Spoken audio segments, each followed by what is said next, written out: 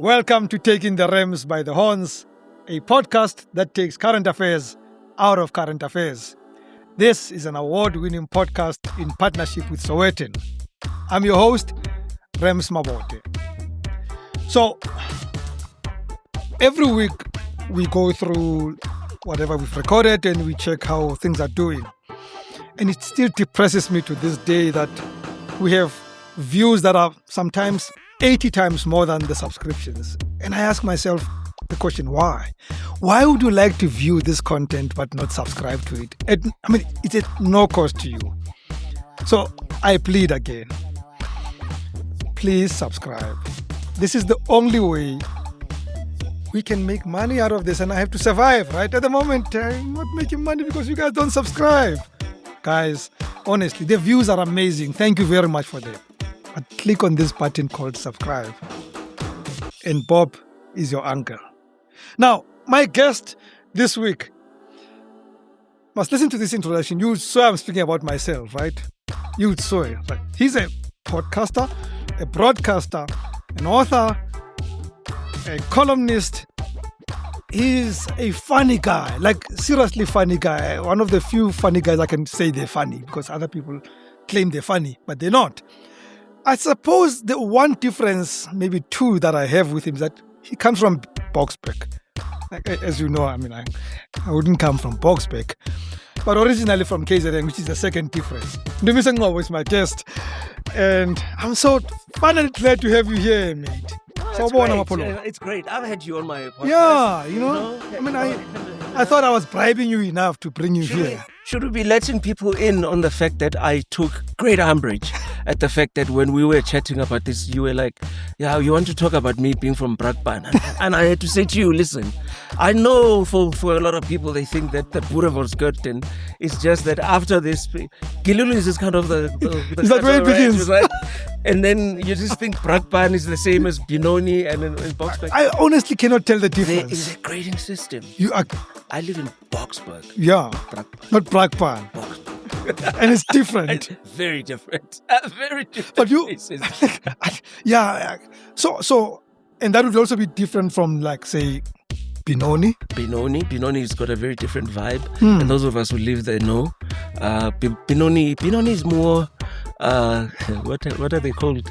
I'll say this word in any case, and because I can get into trouble, and I want you to get into trouble. Yeah, please. I haven't been in trouble. That's where all the Sout Pille lived. The British. Yeah. It's more English than Boksburg. Really? It's more Afrikaans, yeah. Really? But I also used to live, so I've lived in Benoni. When I first went to the East Rand, I lived in Benoni, but I was working in Boksburg. And then I bought a house in Springs, and now I'm in Boksburg. I love this place. What's with you and the East Rand? Look, I have some explanation of myself, but I want you to tell me yours first. You know what it is? First of all, it was just purely by a coincidence. I'd hate to be a liar and tell you things that didn't. I just so happened to 25 years ago to get a job at a great company, Unilever. And they've got a factory in Boksburg. Yeah, they're by Commissioner Street in Boksburg, and I started working there. And when I first got to Boksburg, I remember every weekend, my now wife, back then we were just dating, when we met at work, we would leave the East Rand on Friday. We were like, no, we are leaving Planet Boksburg. We used to call it Planet Boksburg, and so on. And then we kind of had to live there because we worked there. And then after a while, you get used to the place. And I realized, and I think this is for me far more retrospective, is the fact that I've always lived in small towns, unfashionable places. So I was born in Hammersdale, where Fred Kumalo comes from, right? Sipho Kumete. That's my reference. Sipho Kumete did not come actually from Hammersdale. Oh. Sipho Kumete is from Mkumbane. Really? Chesterfield. BBK will kill you. I wonder why he loved. Even the time I spent with him, he always spoke about Hammersdale. Hammersdale, yeah. Yeah, no, but he did have quite a lot of life. In Hammersdale, and I might be wrong. He might actually have been born there, but he's ended up with the BBKs of this world. Yeah, he ended up with Chesterfield. But in any case, and it's got a feel. The East Rand has got a feel that I'm very used to, of a very unassuming, laid-back place, and it's got far more KZN energy than the Well, rest. that's where I was gonna come to. Yeah, So it's got. I've that always energy. associated the East Rand with you guys were coming to Johannesburg, and the first lights you saw were the East Rand, and that's where you stopped. And we just thought, this is this is it, right? I mean, it's like the guys who live in the Val. They were coming from Lesotho, coming to Johannesburg, and they saw the lights in the Val, and like, Air Force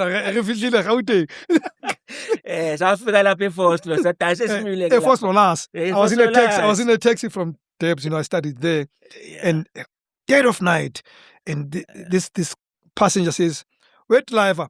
I'll never forget that moment, like 1991 or so. So I think that's what happened to all of you guys coming down here. Yeah, because I mean, we can laugh about it now.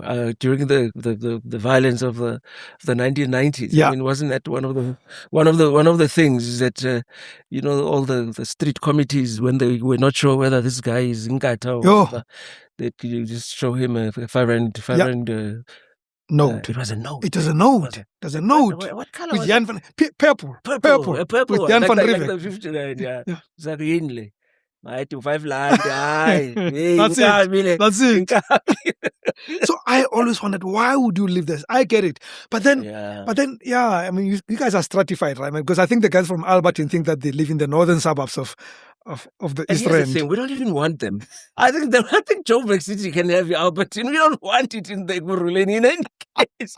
But also, I think, I mean, some of those things you kind of reverse engineer. Yeah. Where my wife and I have had all the opportunity. And right now, because as we are busy recording, this is January 2026. Yeah. Our last born is now going off to university, right? And this is part of the part of the conversation we're going to have. Yeah. So we've just realized, Tebogo and I, that we can actually live anywhere. And the reason that we stayed there is, I think a lot of people don't actually realize just how good the schools are in the Israel. Really? Noni, beautiful schools. I would have thought that's where they taught the National Party to be the National Party. No. You've got like really, really good schools. Like, my sons started at CPC, and there was like a Montessori and the St. Dunstan's and whatever. So the last one, I think, was at Ashton. Yeah. And we did not want to disrupt their education. So we were like, no, let them finish high school. Yeah. And then we will possibly move.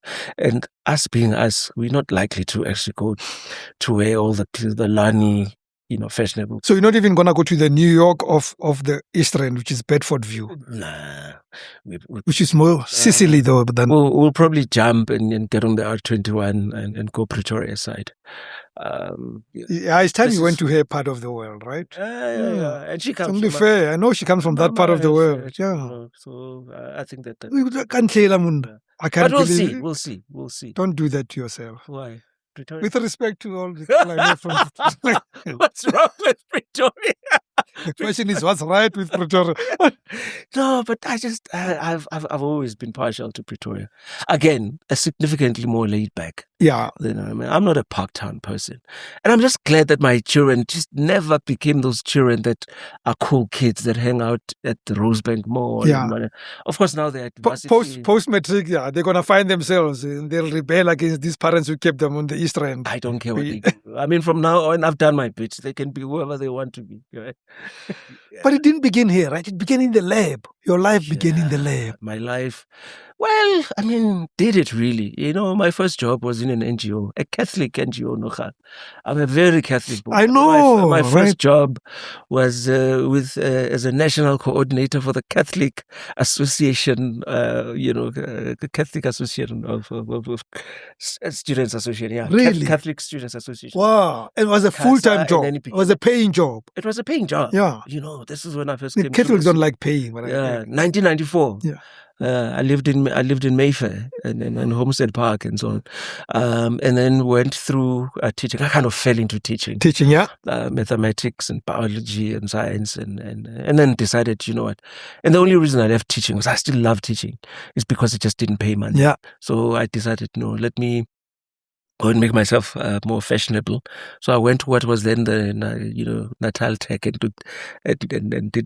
did some food technology. Yeah. Went to Unilever, which is where I started.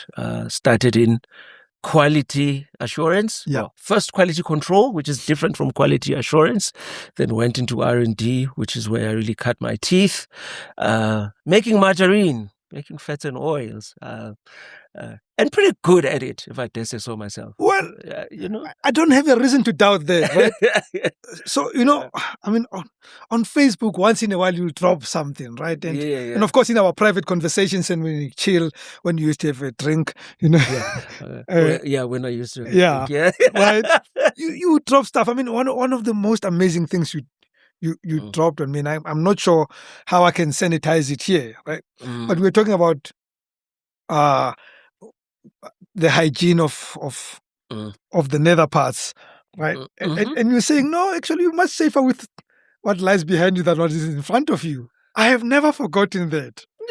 Okay, I know what you mean. Like, because everyone of us thinks, it's dirtier there because it's got... Nah, so microbiologically, I think kissing someone in the mouth with tongue is significantly dirtier than going either, in front there or even behind. Wow. Or even And why did you leave that world then? I mean, especially because you said to me you left because you thought you should get into better paying situations, and then you leave to become a bloody author, and like, it doesn't make sense to me. You know what it was. And there are many versions of why it is that happened. So I am one of those people who are extremely rooted in rationality. I did major in microbiology and biochemistry, right? So the thing about it is that even though I don't really, there are things that I believe, otherworldly things. I'm not even religious. I'm agnostic and so on. And my agnosticism goes all the way. His immediate younger brother is a Catholic priest. My immediate younger brother is a Catholic priest. But in any case, I don't believe in things. And, when I was younger and more impetuous and more impatient, I used to call it hocus pocus, all of it, including amadlozi. Yeah. And people used to get very annoyed with me for saying those kinds of things. But in any case, I am getting a massage. Very long story short, I'm getting a massage from this woman who sees things, and she's whatever, she's a seer, clairvoyant, or whatever. And she's like, oh, also part of my business is this thing. Would you like me to give you a reading? But I mean, I'm naked and she's busy massaging me. It's very difficult to say no to such a thing. She says to me, I can sense that your body that your inner core is at 180 degrees to your outer core, that you are basically involved and you are rather enmeshed in an endeavor. How you're making money, that is not really who you are. But I had always known deep inside that I am a storyteller, that I'm a writer, that I am someone who is great, and I'd like to think. It also comes from the family that I come from. I am nephew to Mafika Pascal Gwala, one of the greatest minds and writers and poets of the, Black consciousness movement from the 1960s and 70s and so on. And so I've always been surrounded by books. I've read literally thousands of books. High school, I got kicked out of the library for reading too much. I mean, which is weird. Like, no, I mean, some kind of grade 10 in Kamana High School, Sister Mary George basically just said to me, you're reading too many books. When you get time to study and that sort of thing. So by that point, I kind of was in my mid-30s, and I started thinking about it, and I realized, you know what? I really am doing this, and it's putting food on the table. I was having the kind of life that I wanted when I left teaching. House in the burbs, a wife, 2.5 children. You could afford things. I could afford things. Yeah. I said, no, man, let me put myself through some discomfort. I've never liked being comfortable. I've always done things and moved on. There are very few things that I have done and stuck with for sort of longer than 5 years. Even at Unilever, I lasted. And then you wrote a column for 17 years. And then I wrote, but because then this is now exactly what I'm doing. When you're out and you're in touch. Yeah, and so that's how it got there. So while I was at work, and I used mea culpa, mea maxima culpa to the powers that be at Unilever, on company time, I actually wrote, I just wrote all these satirical essays about life in South Africa and so on. And then during lunchtime, went to Lalusha Mall because at that point I'd gone to head office in Durban. Looked at the books out there and I was like, nah, man, what I'm writing is interesting enough. This will get published. And I got published. Some of my best friends are white. Some of my best friends are white. And that's by how the way, this life started. I'm only second to you in having sold that book too. I love that book that I sold it to so many people. Like, you gotta read this book. You gotta read this book. This guy writes so well. Like I gotta say it, mate. It was an amazing book. Yeah. Yeah. And I feared after reading it, like, will he ever better this? Yeah. And I don't know. Well, your columnist showed me that you can better. Yeah, no, I think that my writing has matured quite a bit. Yeah. The essence of it is still the same. I'm still writing about life and the absurdity that is life and the fact that this thing called human intelligence is. You're a typical private school boy. Like you don't speak the English that we speak, Tina man. What are you talking about? Your English is educated. Well, I do not know about that. I mean, I think that my English is extremely. It's very user-friendly. I think I use very user-friendly English. You read some of my best friends are white. It's the easiest read. No, it is. It is. Yeah, but people must have conversations with you and sometimes read. You'd have a 38-word post, but it would be so like, will everybody get this, right? On Facebook. This fellow, where does he come from? Oh, yeah, well, I mean, there's a lot of people who write really well that I also read, and I just think, oh my goodness. Every time I think of your grammar, let me put it the other way. So when I watch, and I must say I'm addicted to these live commissions that we live by in the last 10 years or so.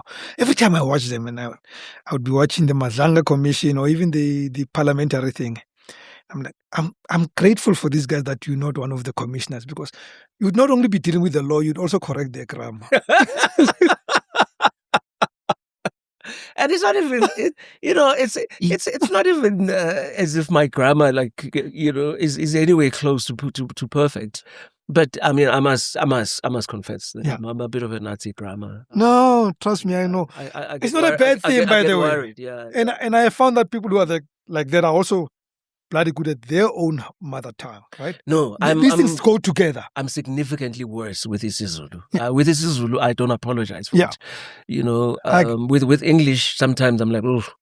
Why would you be correcting someone's? Why should I speak for the Queen? Oh, the King. Of course, I don't mind it so much. I mean, I don't get, I don't hold back when I'm correcting a native English speaker's grammar. Oh, there I go to town. Yeah. And I think you should know this. Yeah. But you then took a decision some years ago, which is, by the way, where I first saw your content on social media. Was Twitter. Well, we call it X now. Yes. Who cares about what? I've never called it that. Yeah, it's still Twitter because that tweet who owns it. I just call it Elon's Twitter. That's all. Yeah. That's all it is. Why did you leave Elon's Twitter? I don't know. I mean, I haven't deactivated my account. Yeah, I know. It's still there. I still follow you. And a lot of people are like, but dude, you got such a followership on quite a following on Twitter, in excess of 60,000 people, you could monetize this. Twitter became a space, I'm not very good at censorship. I don't do very well because I am not particularly politically correct. And I was finding that a lot of the content that I was putting out on Twitter was teetering very, very close to me getting into trouble. I was very close to being cancelled because there are things that I will say that all of us think, that all of us know is just common sense. But you can't say them. Can't say it. But you can't say them. And I found that Twitter was that space. And also I was finding that I was spending days. I mean, I would get on Twitter And I'd end up wasting 3-4 days of energy. It's like fighting Helen Ziller over stupid things, and of course, Helen Ziller would then at some point just be like, oh, I'm getting bored now. I'm bored. And I'm thinking, guys, just because you're just objectively wrong. You are wrong, about a lot of things, I mean, hey, draconian approach to stupid things. Like, I'm like, alcoholism is not a crime. Alcoholism is just a disease. Just treat a disease. That's all it is. Don't throw laws at alcoholism, in the Western Cape, what are you achieving by saying, oh, we'll close bottle stores on Sundays? Yeah. I mean, I drank for 39 years of my life. And as someone who I assume still partakes in what I call the amber-colored, sweet nectar of the gods. If on Sunday bottle stores are closed, do you ever seriously go, oh, flip? No. Everyone knows where to find alcohol. Exactly. So I found myself on Twitter arguing stupid things like that, and I just thought, you know what? I don't need this in my life, and it's just going to go pear-shaped for me. Let me get out before I get into trouble. So I can understand the part of being cancelled, but the part of intellectual banter or lack thereof on Twitter, I tend to think there's no difference on the other side of the road. I mean, you mean what with Facebook? Facebook, it has tested me a lot. You know what Facebook is for me, but also as someone who writes, I really do tend to use Facebook as a doodle pad, where I just test some of my ideas because I can write long form. Yeah. So I can actually go in there and write 600 words, which is something really that Twitter doesn't, quite do well. So that's for me just at a practical level. Yeah. I found that having to, constrain my thoughts into 140 characters, 280 characters, whatever it is. I know you can write you can write long now if you've got a blue thingy. Yeah, you buy that. Yeah, which I never had. Yeah, I don't have it. I never had it on Twitter, and I've never had it on Facebook either. But the point there being that with Facebook, the big difference for me is Facebook. I have a village of people that are my core people that I know these are the people I am speaking to. Yeah. So there are 10,000 that follow what I have to say. I don't really care. I really am talking to Rams, and I'm talking to, to Khumutso, and I'm talking to my certain people. And you can have that because of the format of Facebook, where it's like, here is a post. So it's almost like it's my home, and people can come and they can talk.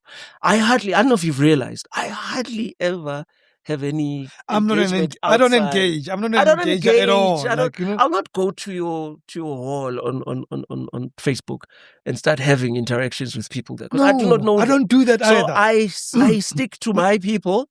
And then there I can be as harsh as I want to be, or I can be as forgiving as I want to be, because we know you, right? Yeah, so when you hush towards me, I know it's nothing personal. I know you're dealing with issues, and then I don't start thinking I'm going to ask a cool one. Because that's what I stopped. I mean, there was a time when I used to engage, and I thought, there is no. Yeah, I mean, firstly, these people chose to follow me. I didn't ask them, and then they want to correct my views. Like, no, dude. Not only that, they now, sometimes you'll sit there and, for just as an example, you're talking about this bottle, right? And this is the post you wrote about. You wrote about this bottle. And people do not want to engage with what you said in your thoughts about this bottle. No, what they're telling you is, no, you shouldn't have been talking about this bottle. You should have been talking about this one. And you're like, don't tell me what to say. Yeah. Don't tell me what to write. But for me, what is worse, right? I mean, it kills me. Yeah. So, today I was having this bottle in studio, and I finished it so quickly because the conversation was amazing with NDUMISO. Oh, you privileged, you have bottled water. Like, I don't get it. Like, I don't get how people go left wing and on something that's got nothing to do with what I'm talking about. And I used to ask, I said to this one guy, this is recent. I posted about the premiers of the Northwest. Now, I just bumped into this poster, and it showed me all the former premiers, and I said two things. the Northwest had more female premiers than any other province. I had forgotten this. But Yeah. 2, I did not know who the current premier was. That's what I posted. Thanks to this thing, now I know the current premier. Somebody comes in. Yeah, but they were all useless. They didn't deliver. Like, oh, that's not the point. That's not what I'm posting about. Yeah. And and here's the thing about writing a weekly column, which is something that for me, I always think that this is gold. And so I mind that sort of thinking, because sometimes when people do that, I sit there and just as I'm about to respond, and then I go, this is nothing personal. Yeah. I mean, this could be a bot, for crying out loud. I mean, it could just be that there isn't even a person on the other side of the account. And NDUMISO, don't be so absurd as to take this personally or get really riled up about it. And to be honest with you, I used to be. I used to get very riled up with people. Not so much now. But the point there being that I then sit and I go in my head, why would this person think this way? And then, and that provides me with a lot of material to write about, where I realize that one of the things that we are not good at as a society, well, globally, it's a problem. That's why 80 million Americans have voted for him. Whatever. I want to give him more energy than that, more oxygen than that. But the fact that critical reflection is something that is sorely lacking in society, that people don't really think deeper than what is on the surface. And it's got everything to do with how life has been set up, because who are the heroes? I mean, if you look at who people follow, who people want to follow, want to engage with, you actually realize that a lot of it is extremely so superficial. It is so surface deep. So people don't think further than just what is obvious. And then people, they don't have their own thoughts. So what they do is they engage with thoughts, with discussion based on who said what. And then that is going to be the thing. So for me, I just find it fascinating, because I have to sit there and I'm like, what is it? Is it cognitive dissonance? Is it confirmation bias? What is it? Is it lack of education? Poor education. Just poor education. I promise you. But here's the flip side, right? Yeah. If you think about all the platforms that you've been on, and I mean, you got an amazing podcast with Khomotso currently, Still Uncaptured. Going back to what you did on radio, you've brought it back into podcast, Still Uncaptured. I'm a fan. But won't you admit that kind of thinking and insisting on being this thinker who makes sense to a few of us is why you remain poor? Like, people are influencers there, and I don't know what they influence and why they influence, but they do it. And nobody comes to you because I want to miss NDUMISO is dangerous. He's too irreverent. He cannot be told what to say. The same way as Rams, no one can control you, right? But also the thing about it is the things that you talk about are not things that the average person wants to really sit and listen to. But here is the interesting thing is that we forget, and I think that the powers that be, where they get it so wrong, is that there really is such a thing as a niche market. So you talk about, you brought up Khomotso and myself in our podcast, Still Uncaptured. And it is significantly more popular than you would have imagined, because you would think, but these people are not talking about celebrities. Nothing. We're not talking about. We don't care. We really are just talking about serious stuff, and not so much serious necessarily. At least the handling of the material is not particularly serious. We just speak about it the way we do. However, and this is what a lot of people miss, is that this podcast, people just want to see numbers. So it is all quantitative. So no one looks qualitatively to who is listening to Rams. Yeah. And you actually think about who listens to Rams. These are the people who are possibly very likely captains of industry. These are the people that actually make the huge purchasing decisions. These are the MDs. And so when people will say, "Oh, but I don't want NDUMISO on my radio station to be behind the mic because I will not get," which is actually not true, because, geez, when we were at Kaya FM, our numbers We're crazy. When we did Uncaptured on Kaya FM, which was weird. I mean, I think, I do not know how many other people did not have their contract renewed while they were the reigning drive time show of the year. But our numbers were crazy. Have always been crazy, and so on. Even when we did Good Morning Gauteng and so on. So what gets missed about what we do is that a lot of people that listen are also aspirational. Sometimes you've got to put content out there that people aspire to rise toward. Exactly. Yeah. Indeed. So, about 30 minutes after we started, let's get to why I called you here.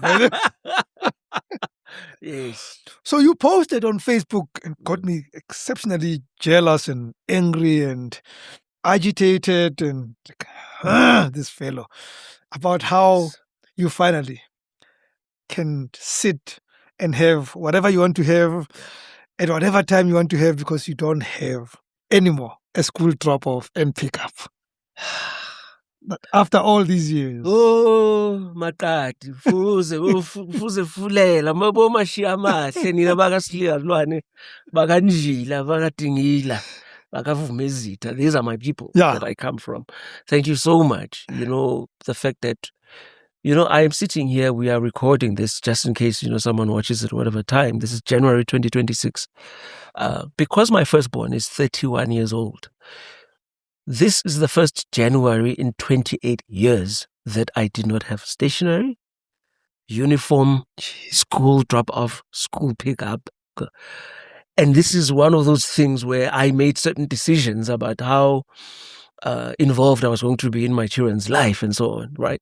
So this is freedom. You know, when Leliti and them were singing, freedom is coming tomorrow.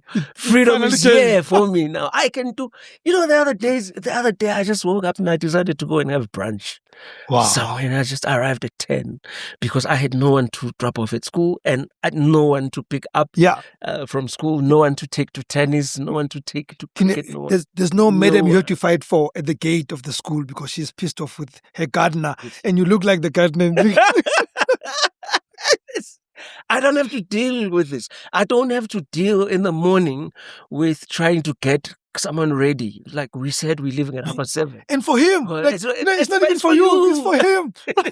So, there is nothing. I'm not involved with any project. I'm not involved with getting there and dealing with, you know, like how, you know, especially when they're younger, you have those meetings on Tuesdays at like 6:30. You're coming from wherever you're coming from work, you go to sit, and then they always make you sit on those tiny little chairs and this tiny little jacket.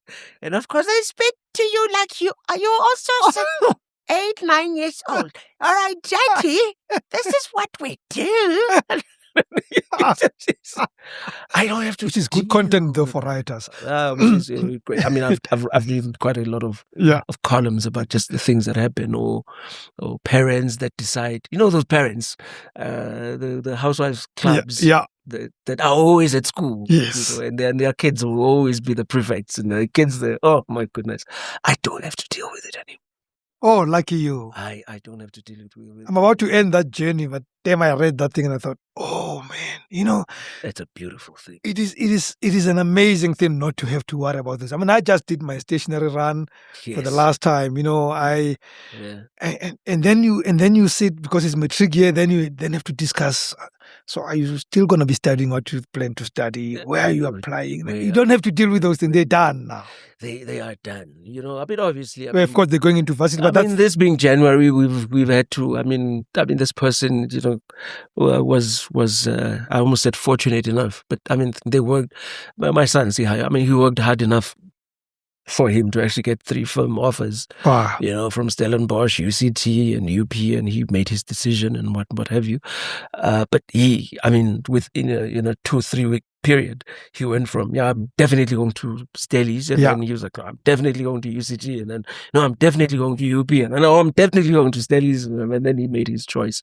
But the thing about it is that you still had to deal with all of that, but it's like, I'm dealing with it, and then I'm done. Because I've got two others who are at uni as well, and I'm done with them. One is at UJ, one is at Vets, and so I'm done. It is at this point that you realize that for 28 years, you didn't have a life, actually.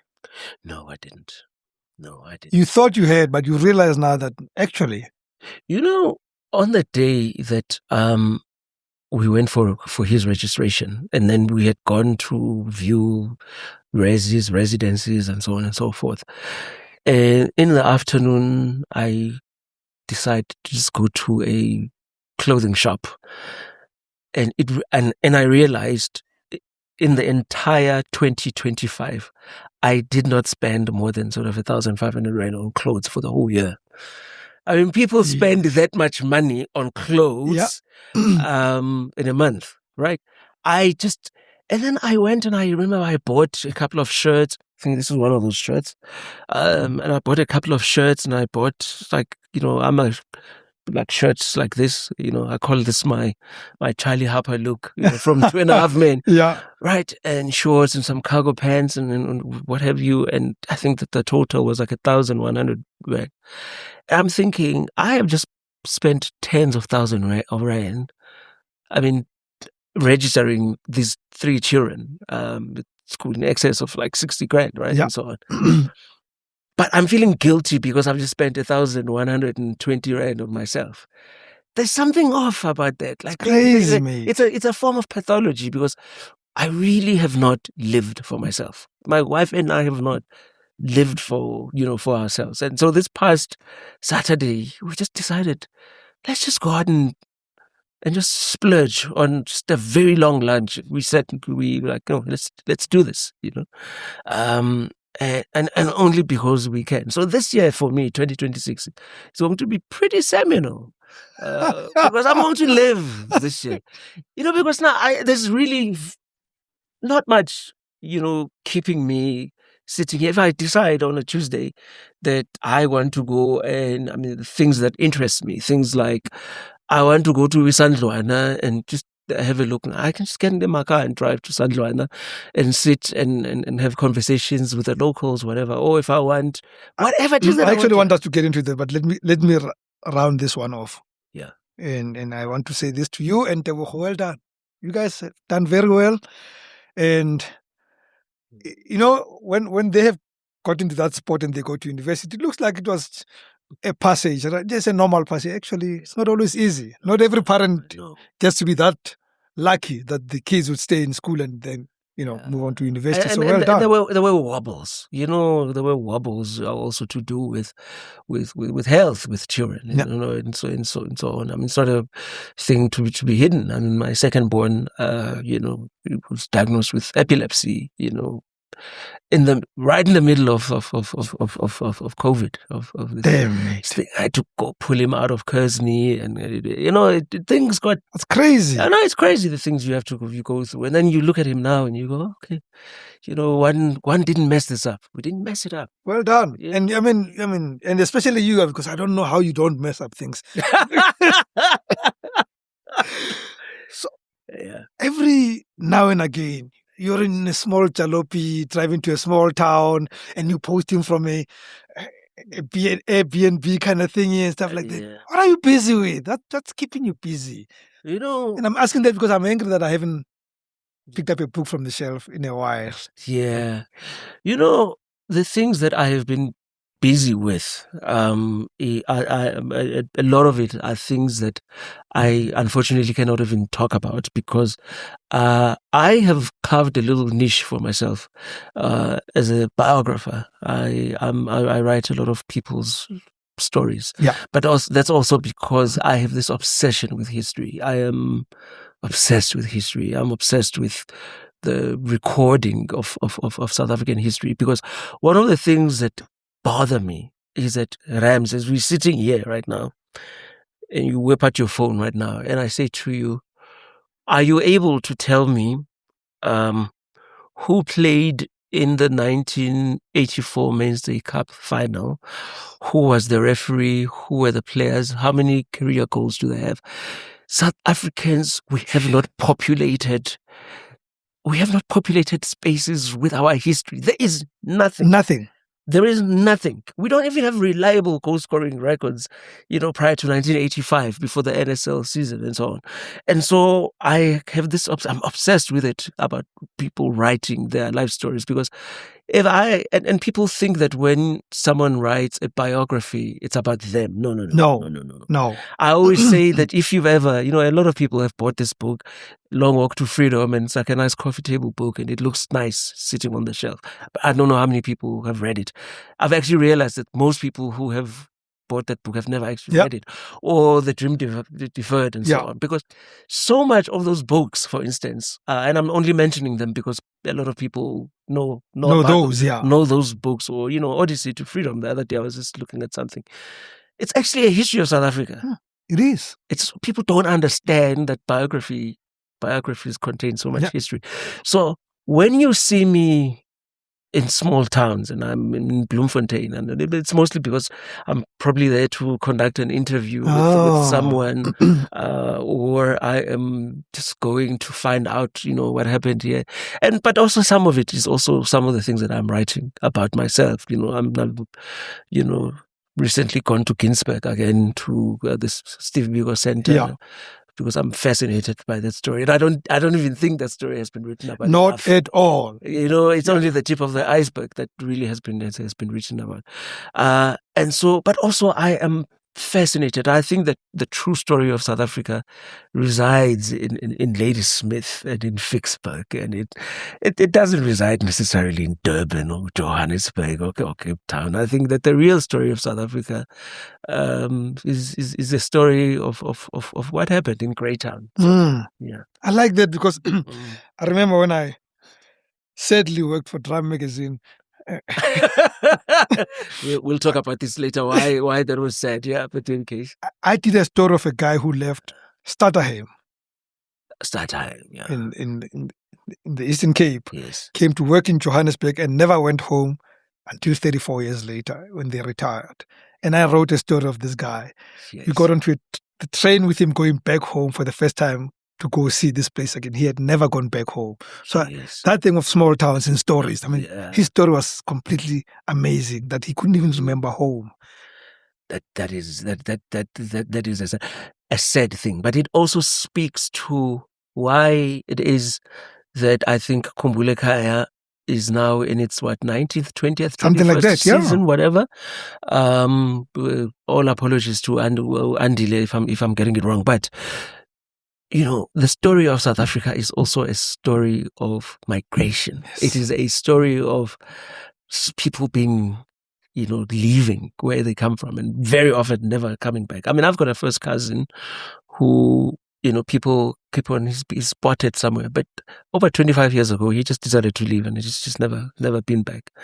And so those human stories fascinate me, because human stories really reside in these small towns. I have found far more interesting. There are far more interesting stories in Vryheid than there are in Johannesburg. I promise you.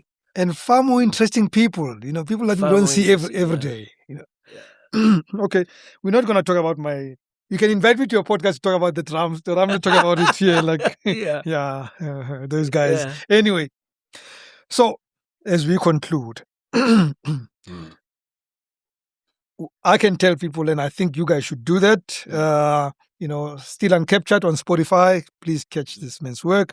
I can tell them to read your old stuff, old books that are still amazing even to this day. But I'd like to also tell them to look forward to something. What can they look forward to?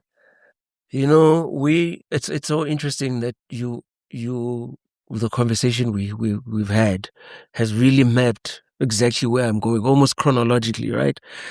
I am now at that point where the last time I published a book was 2014. This is now 2026. Wow. This is 12 years ago, right?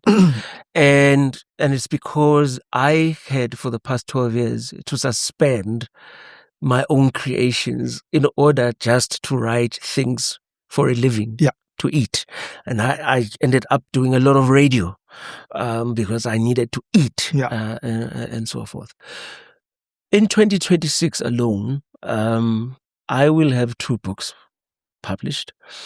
And I have been writing a work of fiction for a while. And I've been talking about it, and I talk about it to put myself under pressure. Yeah, that's what we do. No, that's what we do all the time. To put myself under pressure. Accountability. There is a particular project that I'm busy with, a biography that I am finishing,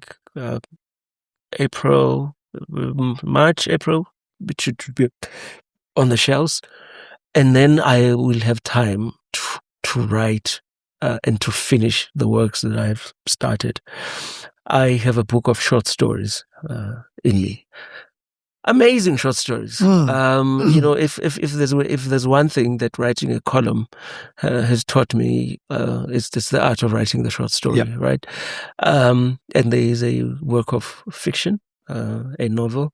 I am also going to be writing, and so now I'm talking about the next sort of 2, 3, 4 years, because I feel deep inside me, I still have another 30, 40 books in me, and I've got the time. I'm 54, and back when you were 54, people would be like, "Yo, you are 6 years old from time." Yeah. But you see, I'll still be writing when I'm. My father was old at 54. And I'm 55 now. I know. It's your age mates, Yeah. And so I have a lot of writing. I still want to write. I still want to write about certain historical events that I feel that we haven't done justice to. I'm still going to meddle in satire. There's a book. There's a book, and my working title. And by the way, my first book, which is Some of My Best Friends Are White, was the working title was just talking. You can beep this out. Was talking shit to the animals, right? And there's another one along the same vein, and the working title for it, and it probably will not be the title that wins with publishers, is A Nation of Morons. Oh, wow. A Nation of Morons. Yeah. And I'm just going to be writing just like a whole bunch of satirical essays about just how silly we are. And I can tell you, some of those stories. I mean, one of the things about South Africa, being a satirist in South Africa is difficult. It is hard. It is hard to be a satirist in South Africa because, satire is really the skill of taking things that are absurd, but then making them significantly, making them even more absurd, But our news itself is so preposterous that what else? I mean, if I had said to you, went to Netflix and I said to Netflix, I want to pitch, a series, and the series is about how a minister of intelligence has a wife who is a drug dealer, they would have said, "No, man, that's not realistic." But in this country, we had it. It's real. It's real. We had it. Right. So, so these are the type of stories that I'm interested, because I think that in absurdity is where you find what is like fundamentally what people are about, and I think that one of the things about us South Africans, and it's not all negative, but the reason that I like to talk about our stupidity and how sometimes we are morons is really just as a way of saying we have got the capacity to do so much better than we are. We really have got the capacity to do better than we currently are. And that is the whole point of satire. It's just to, take the mickey out of people and make them hopefully go like, "Oh shit, we really are stupid." Yeah. I sometimes feel stupid for trying satire, because then people then comment and like they don't get it, like, "No, that's not what I meant." But anyway, what it means, therefore, is that don't quit working. Because if he's gonna be doing this kind of stuff, he's not gonna be bringing dough into that house. So please keep on working. NDUMISO NGCOBO, thank you, my brother. No, thank you. I love your work. Thank you. for me. I have all the time for you. As I say, sometimes you confuse me because when I'm feeling we're Veritas High School, like into this private school anxiety. I honestly am waiting, even if it's just for 10 of those many other books that you think you're gonna bring up. Please, I hope they happen. And thank you for coming out. One just hopes, not one, but one mustn't leave it to the universe. So one must actively work towards it. I want to stay healthy, to be around, to do all the things that I still have. There's so much still to do. We are young men, right? I know. We're very young men. Yeah. We may not look it, we may not, but we're very young men. And then there's still so much to conquer, so many more summits to conquer. Friends, NDUMISO NGCOBO, please follow his work, but you must read. And I mean, you must read. Some of my best friends are white because it is the most hilarious thing you will ever read. And you are late by 12 years more in a number of years, but still read it, please. If you can find it, can they find it? Oh, it's still very much in print. It's one of those strange books because it not only did it stay for a very long time on bestseller lists. It's still in print. I think this is now the what? Probably over 20 years. Edition. The other day I got the pittance of a royalty check from it still. So it's never died. It's one and this book, believe it or not, was published 19 years ago. Listen, I was trying to conclude. So please find the book and while at it, subscribe. It's not either or. You can do them both, right? Subscribe to this content and his content too, by the way. I insist that you should do so. Thank you very much for watching this episode. From me, Rems Mabote. Goodbye and God bless.